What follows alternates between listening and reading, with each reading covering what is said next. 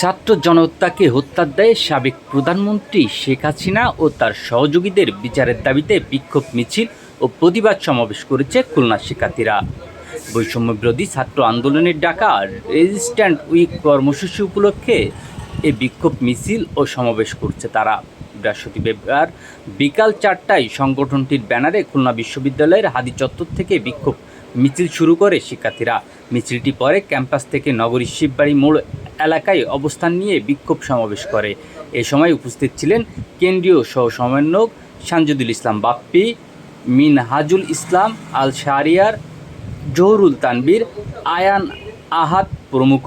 বৈষম্য বিরোধী ছাত্র আন্দোলনকারী কেন্দ্রীয় সহ সমন্বয়ক সানজিদুল ইসলাম বাপ্পি বলেন, ছাত্র জনতার সম্মিলিত প্রচেষ্টায় লড়াই সংগ্রামের মধ্যে দিয়ে ফ্যাসিবাদের পতন হয়েছে।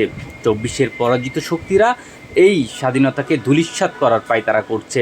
রক্তের দাগ এখনও শুকায়নি, আমাদের লড়াই সংগ্রাম এখনও থেমে যায়নি। যারা পরিবেশ ঘোলাটে করার চেষ্টা করছে তাদেরকে ছাত্ররা কঠোরভাবে প্রতিহত করবে। এ সময় শিক্ষার্থীরা ফাঁসি চাই, স্বৈরাচারীর ফাঁসি চাই, খুনি হাসিনার ফাঁসি চাই, আমার ভাইয়ের রক্ত বৃথা দেব না ইত্যাদি স্লোগান দেন। Imran Hossain, news desk.